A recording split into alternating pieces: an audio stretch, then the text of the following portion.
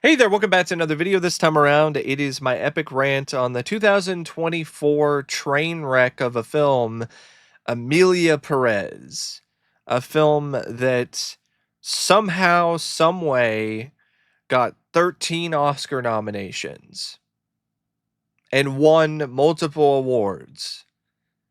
If you've seen this movie, that is a baffling thing. It makes no sense whatsoever. Because this movie sucks. Now, before I get around to ranting any more on Emilia Pérez, I would like to give a special shout out to Test69 Spartan for requesting this review. And if there is another film, TV show, or topic that you would like to see me discuss in the future, feel free to donate to either my PayPal, my Patreon, or my Cash App. The link to all three is in the video description down below, and I will try to get your request as soon as I possibly can. Now, Emilia Pérez is directed by I think he's a French director named Jacques Audiard. Now, Jacques Audiard is a guy who apparently a lot of people who are Academy voters and a lot of people who are in the cinema connoisseur community or film snobs really are infatuated with for whatever reason. They really like this guy. In fact, they love this guy. So a lot of why he was given so much praise and so much buzz for this movie is because they like this guy and they want to hype him up. I don't get it. I know I've only seen one film that he's done, but a legitimately amazing Oscar-worthy director to me would impress me in some capacity with a single film from their filmography, especially one that was nominated for 13 Academy Awards. And Emilia Pérez doesn't do that. On numerous occasions, this looks like a Netflix movie. And it was. It was aired on Netflix. But this is something that's being praised and hyped up like it's some kind of cinematic masterpiece by a lot of people and has Oscar-worthy direction. But it looks like a multitude of other cheap and forgettable Netflix original movies. Honestly, there's a ton of them that look exactly like this movie when it comes to the style of direction, when it comes to the framing, when it comes to other aspects of this movie. In fact, there are entire streaming shows on Netflix that honestly are more impressive visually than Emilia Pérez. That's bad. When you have stuff that is considered to be television, like that's the equivalent of TV, and that is more impressive than this Oscar nominated movie visually. I'm not going to sit here and say that the visuals suck all across the board. They don't. There's some shots here that actually look quite good. Some good usage of lighting at points, nice usage of zooms and pans. I think it is a film that does have some interesting camera tricks and camera techniques that are employed at certain points throughout the movie. But as a whole, it's not really that impressive. It's like there are some shots that stand out, but as a entire production, it really isn't something that wows you. At least not consistently enough to be Oscar worthy or be worthy of so much praise.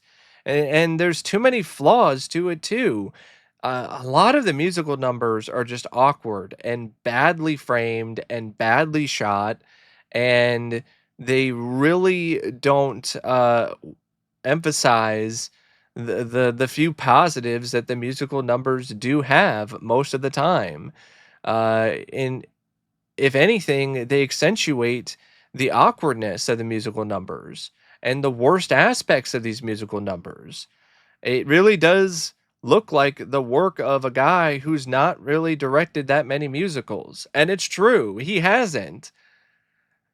Why did you make it a musical then? If you don't really have that much experience directing musicals, why the hell are you directing a musical? Just doesn't make any sense to me. And this is a prime example of that. Seemed like he was really overly ambitious when it comes to his talents as a filmmaker.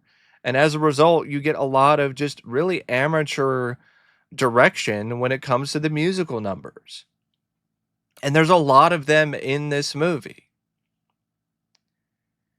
Yes, you might get an occasional different camera angle here and there is some skill that is showcased here from a directorial perspective, but it's not the kind of skill that is particularly that special or really that unique.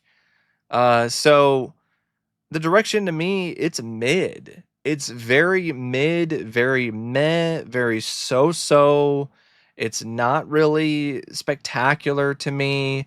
And it doesn't really do a whole lot to elevate the majority of the movie. If this was such grand direction, it would actually elevate this movie to a higher level, but it doesn't.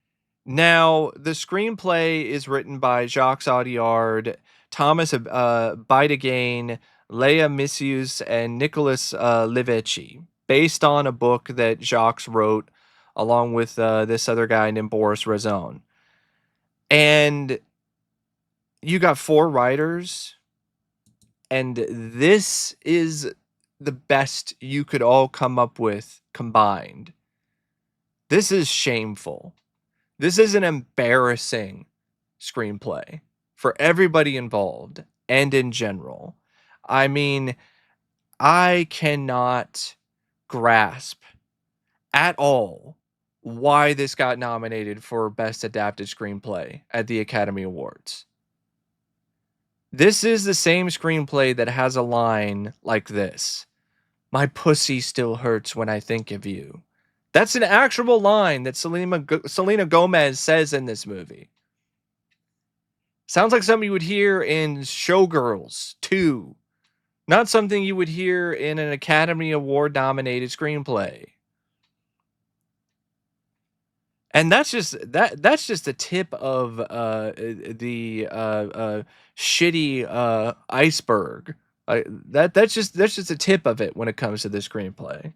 It's so much worse, and there's so many more layers of stink. So first off, the plot is awful. It's a putrid plot that is stretched out to an extreme length. It's not interesting. It's not that captivating. The social commentary that it tries to say is laughably inept and really out of touch. And the attempts to try to provide characterization for the characters and depth is really laughable and poor. It's a film that's like 2 hours long, and it feels like there's maybe 20, 30 minutes of a story. It deals with this lawyer named Rita who is tired of not being able to move up in her field in Mexico because of her gender and because of the fact that she's black, and it's limiting her opportunities. So she wants to make more money, and that's understandable. But the way that things are written, it just makes Rita come across as unsympathetic and selfish and not likable. And that might be the point. But there's only so much you can do with an entire cast of unlikable characters for the most part, or characters that have no depth whatsoever, to make a compelling narrative. This is not a screenplay that is that compelling when it comes to its plot, in large part because of how weak these characters are and how much you don't give a shit about them at the end of the day. I don't care about Rita. She does this whole thing where she's talking about, I wish I would get paid more. How about you quit trying to defend a bunch of scumbags? How about you do that first? The fact that you're like, that's your main thing. Oh, I just want to make more money. It's not that you want to find a different job where you're not defending a bunch of cartel leaders and drug dealers and killers and just awful people. No, I want to get paid more money and I want a fatter ass, which actually is something that's in this screenplay as well. There's a whole bit where she talks about a fat ass and then grabs her flat ass, and then I'm thinking, okay, what was that about? And then later, I swear to God, when she goes and starts searching for sex change operations for this cartel boss, I think she gets a BBL. I think she gets a butt lift because you see a shot of her later wearing pants and her butt is visibly bigger than it was earlier in the movie. Now, unless it's one of those things where she was just wearing slacks that gave her a flat ass, it seems like that definitely was something that the screenplay and the story was trying to get across. It just is really just exemplifying how selfish and how unlikable her character is. Speaking of the sex change operation, that's her golden ticket. There's this cartel boss named Manitas who calls her and asks her to help him facilitate a sex change operation because he's trans and he doesn't want to be a man anymore and he wants to be a woman. I don't have a problem with trans people at all, but this is our cartel leader. I don't have the same sympathy for a cartel leader and his trans identity. I don't really honestly care that much. Now, I know some people will say, well, he couldn't transition before because of his social situation and who he is and the toxic masculinity and blah blah blah. I don't care. He's a cartel leader. He's responsible for the destruction and loss of numerous lives. I don't really give a shit about his trans identity. It was a mistake to make it into a sympathetic thing when it comes to this character. I understand what the writers are trying to do, trying to deepen and add more depth to this character and his or her trans identity, but the way that it was handled, it was a botch job. It really was. To make matters worse, this is a minor thing, but I have to bring it up. These writers have their heads so far up their own asses that not only do they write such unlikable characters and try to make you sympathetic towards a cartel boss, they also name the cartel boss Del Monte. I don't know about you, but that sounds very familiar. It's the name of a very well-known company that specializes in canned goods. I mean, I could not take it seriously. It was already hard to take it seriously enough with this trans woman wearing guy makeup that looked fake as hell. But then you have him say, "I'm Del Monte." What are you gonna do? Give me tainted fruit cups? Are you gonna force me to eat a canned pineapple till I puke? Like Del Monte? Give me a break. That is so dumb and laughable. So the lawyer Rita, she doesn't really think twice about this whole opportunity because she's greedy and she just wants a payday. So she flies from country to country, different spot to another to find doctors who are willing to do this exchange operation. And that leads to one of the most stupefyingly bad musical numbers you will ever see in your entire life called La Vaginoplasty, where there's lyrics like man to woman, woman to man, penis to vagina, and then just a buttload of medical surgical terms. Rhinoplasty, mammoplasty, vaginoplasty. And I'm like, what the hell are these lyrics? And why is this a song? And that's a question you ask yourself a lot while watching this. Why? That's really the most common reaction that I got from watching this piece of shit. Why? Why is this so bad? Why is this a musical? Why was this nominated for 13 fucking Academy Awards? Turned into Jack Nicholson there. Because it's so upsetting. She goes and does her jet set trip across the world to find different people to do the sex change operations, finds a doctor who's willing to do it, but not until he has another musical number complete with absolutely abysmal vocals. That's another problem with this movie. It's a musical, but over half the people in this movie cannot fucking sing. Why? Why do you have it be a musical and then have most of the cast not be able to sing? It's so bad that the actress playing Emilia Perez, uh, the trans actress, Karla Sofía Gascón, she can't sing, so they used AI to give her vocals during a musical number that won an Academy Award for Best Song. Yes, an Academy Award winning song that has vocals that were created via AI because uh, Gascon couldn't carry a fucking tune.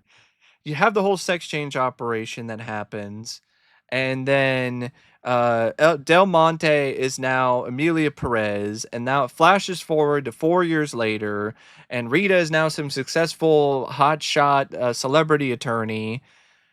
Emilia shows up in her life again, asks her to bring her wife and kids back to her because prior to Emilia doing her whole thing, Rita found a way to convince them to hold themselves away in Switzerland.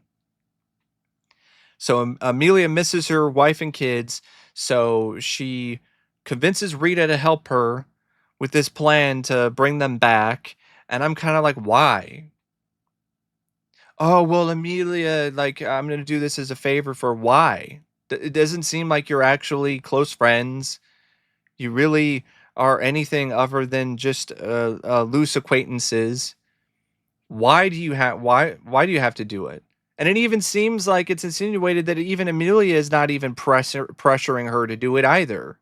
Like, okay, Rita, maybe she's worried about her health. Maybe she's worried about potentially being killed by Amelia. I could understand that. But Amelia really eased those concerns pretty quickly. So why did she have to do that? Does it? Of course, that winds up becoming a serious problem later on because this is not only an incredibly dull and boring narrative and plot, it's also very cliched. So you have this whole thing with the wife and kids, with Jesse. And so Amelia acts as if she is some long lost cousin of Del Monte's. And Jesse just goes along with it. Like initially, she was questioning it because I've never heard of you, but goes along with it anyway. And Amelia then becomes pretty close with her kids, and you get more musical numbers. You get this really cringe and terrible musical number with Amelia and one of her sons called Papa. And I'm going to translate some of these lyrics for you because it's all in Spanish. But this is what this is what the lyrics are because it's all about Papa and how Amelia smells like Papa, which doesn't make any sense because if you're on HRT, your smell changes. That's actually a thing that happens. That's all. That's one of many things that these writers would have known if they bothered to do any research about trans people. for a film that's supposedly so daring and so wonderful and such a great message for trans people and trans identity. And then you have a bunch of nonsense where they don't do the bare minimum of research. I mean, it carries over to how Del Monte, the only thing that shows that he's or she's trans and has been on HRT and hormone replacement therapy for 2 to 3 years is that she has breasts that she shows to Rita in one scene, but the entire body, everything else just looks pretty much not really that different. That's not how it works. That's not how it works when you're on HRT. Like there's a lot more body changes than what you saw earlier on. And then there wouldn't be any of this "you smell like my papa" because that's not actually how HRT works. And also it's just dumb anyway. "You smell like my papa." Like, "Auntie, I like your smell." You smell like my dad. Smells like mountains, leather, and coffee. You smell food. Spicy, spicy. Smells of sugar, lamb in the heat. To the smell of the engine. You also smell Coca-Cola light with lemon, ice, and sweat. Smelling hot feet by the sun. It smelled of grass, mezcal, and guacamole. Smelled dogs on car trips. He smelled like a cigarette when he hugged us. Papa, papa, papa, papa, papa. It's such a ridiculously bad song with really bad lyrics. And it's insensitive. It's culturally insensitive for Mexican culture to the point where it was parodied by, I think, a Mexican content creator who created a parody of this song and of this movie, and it was about making fun of French people. Taking a shot at the director and the people who wrote this piece of garbage. Rightfully so, because that's just dumb and offensive, really. The whole bit about smelled of grass, mezcal, and guacamole. Yeah, you totally have never really been to Mexico, maybe once or twice, and you definitely don't really have any genuine connection to Mexican culture or know that many Mexicans. Because that's how this comes across. That's how the entirety of this script comes across. Bunch of white people writing about Mexican culture and about trans identity. Straight white people writing about trans identity and people who are not Mexican writing about Mexicans. So eventually, Emilia, because I guess she wants to redeem herself, creates a nonprofit organization with the help of Rita to find the dead bodies of cartel victims.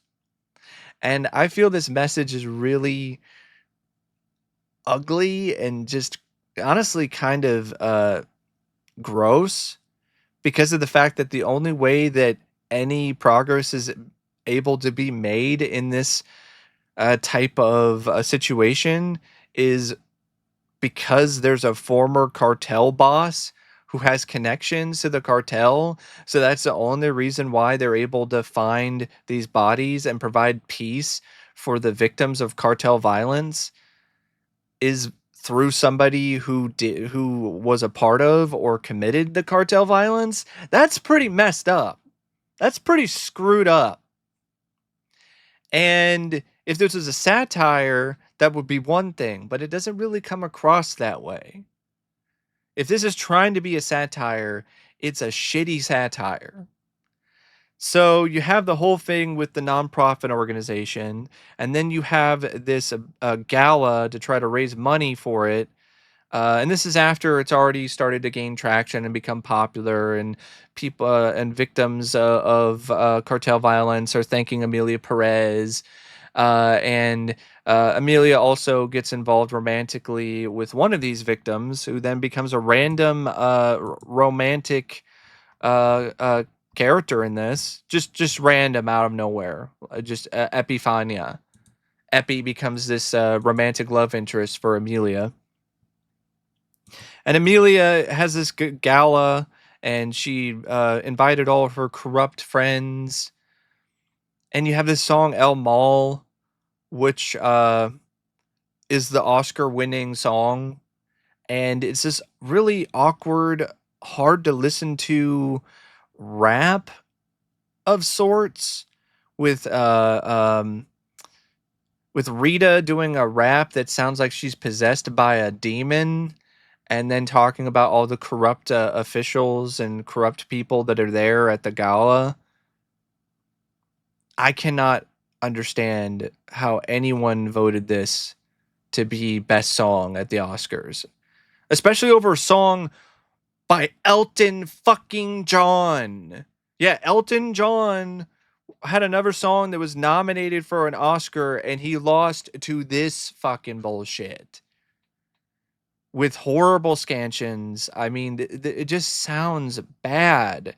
Like so many songs in this, they just sound awkward and they're hard to listen to because of how everything is set up with the scansions, with the awkward pauses and shit, and just the weird way that the lyrics are set up, and people sing the lyrics and set up the instrumentals. After the gala, things then start to go awry for Emilia Perez because Jessie, she wants to get her pussy wet and hasn't had sex for 4 years. So she calls up her boyfriend Gustavo, and that's when you have the wonderful line, "My pussy still hurts when I think of you," and she starts a relationship with Gustavo, and it gets hot and heavy, and then she wants to take the kids with her to live with Gustavo, and Amelia is not gonna have that, and so she winds up confronting Jesse about it. And because Emilia is pissed, she cuts Jesse off. Jesse retaliates by having Gustavo kidnap Emilia Perez, cuts off her fingers, uses them to set up a ransom because it uses her fingers as a ransom note. That's a typical cartel thing, and sends it to Rita. And Rita and a group of other cartel members, I guess, who now are just going to work for her, they suit up and they go to the safe house where Emilia is, and there's a piddly shootout, and Emilia tells the truth to Jesse about who she is. Jesse says that she's sorry and forgives her. Then Gustavo, because his quick cash scheme in terms of the ransom is blowing up in his face. He winds up taking Emilia, throws her in the back of his trunk, and he drives off. And then Jesse tries to get him to stop the car, but she winds up wrecking the car because the car then flies off a cliff, and then everybody in the car dies. Jesse, Gustavo, and Emilia die.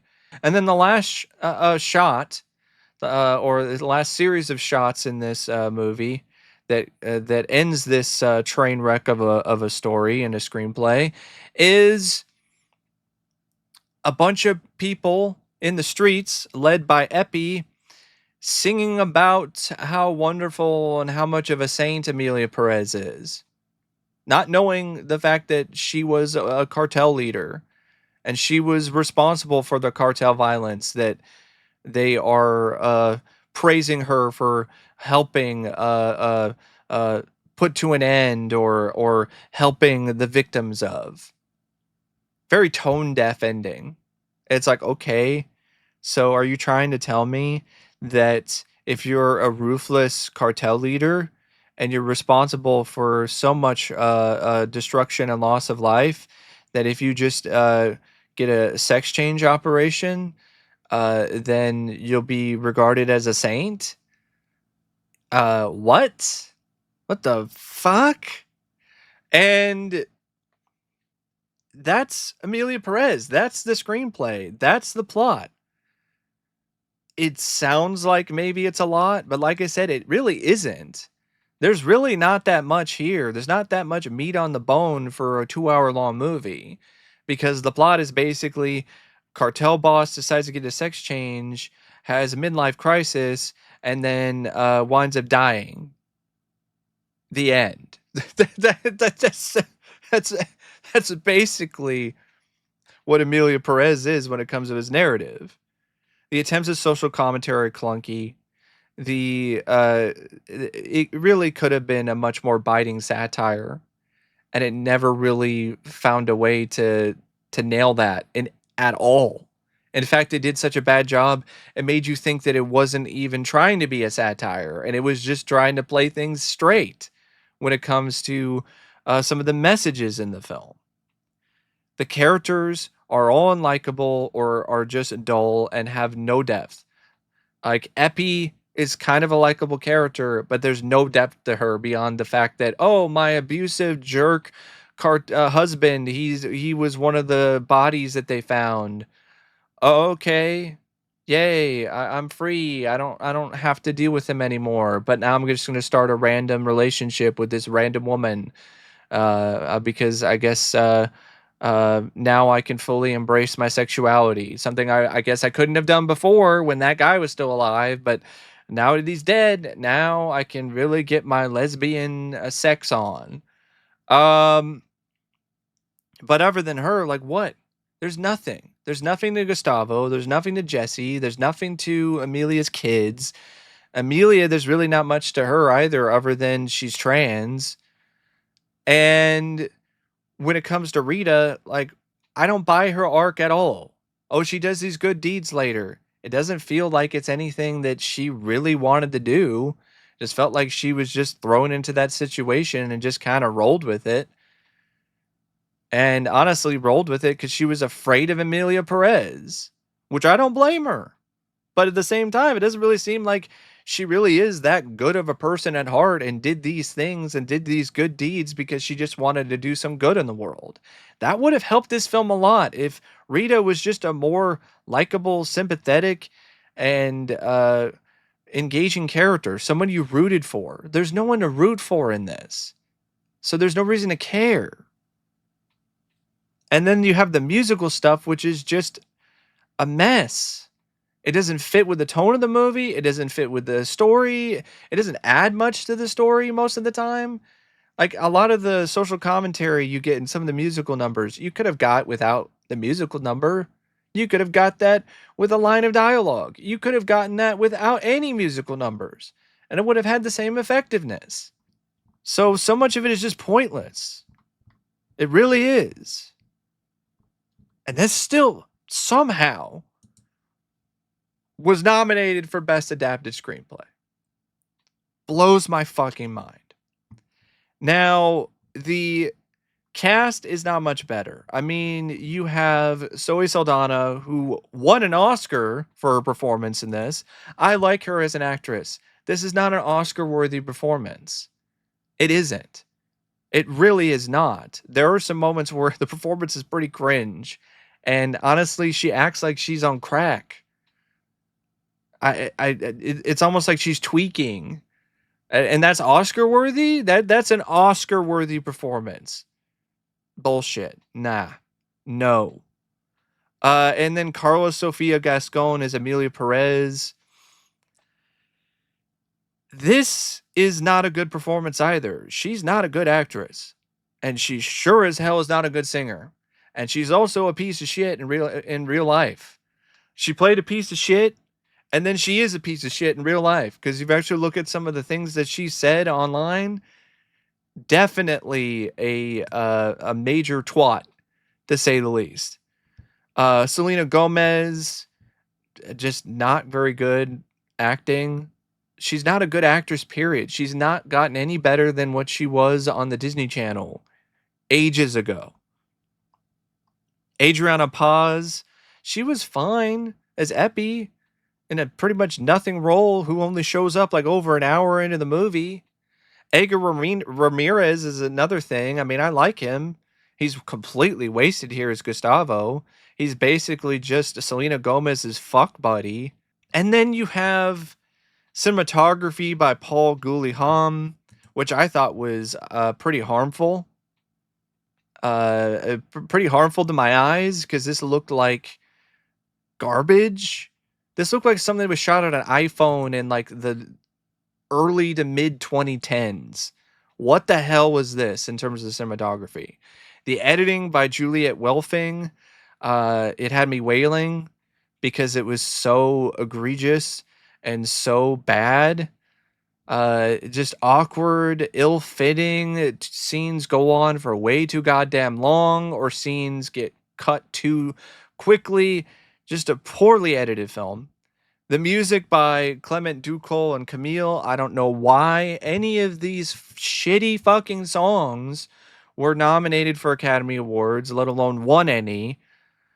I guess the only one that's kind of decent, to be fair, is Para, but that's because of the melody. It's not because of the lyrics, and it's not because of the strength of the vocals.